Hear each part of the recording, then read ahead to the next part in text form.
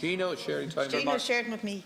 Good morning, Carla. I'd like to welcome the discussion today and congratulate Independents for Change for this discussion. And it's clear by the motion and the statistics that the consumption of drugs is increasing not only nationally but globally.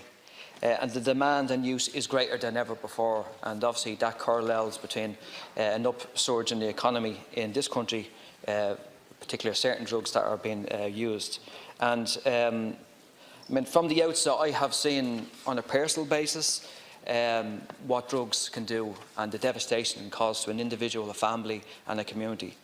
But I think we're going to have a really grown-up argument in this country about why prohibition has failed and why drugs are, in destroying communities on one hand, but leaving, for no want of a better word, the drugs market to individuals that just cared about profits and cared about is making as much money as possible.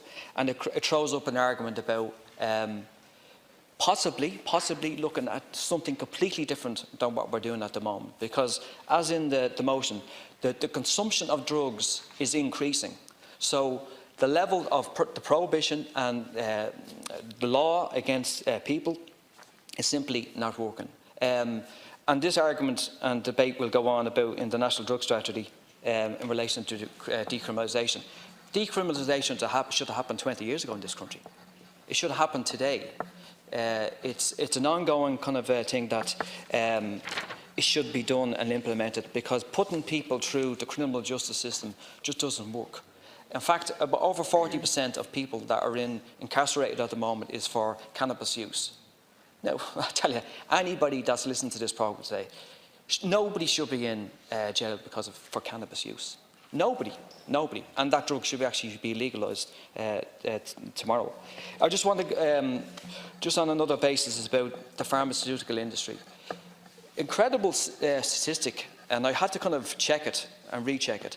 Last year, 32,000 people in the United States died of fentanyl overdose. That works out at one person every 20 minutes.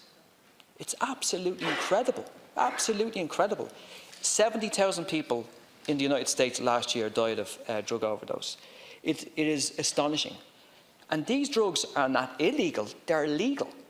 And they're in a package, you can be bought in a pharmacy, and they're legal.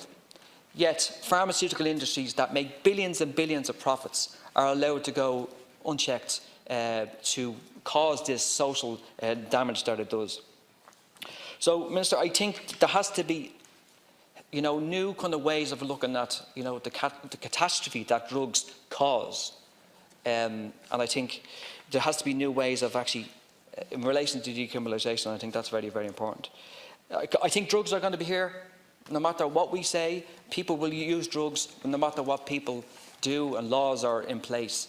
And I think it's important that a new approach is done, and regulation, decriminalisation, and legalisation of certain drugs. I think that debate needs to happen. For some people, it's going to be a difficult debate about legalisation about certain drugs. But I think what has happened in Portugal, because if this is about saving people's lives, well, look at the Portuguese model. In 15 years, it has saved thousands of people, not only their lives, but the criminal justice system. So this is the approach that we need to do. I do kind of note that, the new strategy is looking at holistic ways of looking at drug addiction and drug use. And that's good. I think that's good. I think that's the way we should go. But decriminalisation should happen today.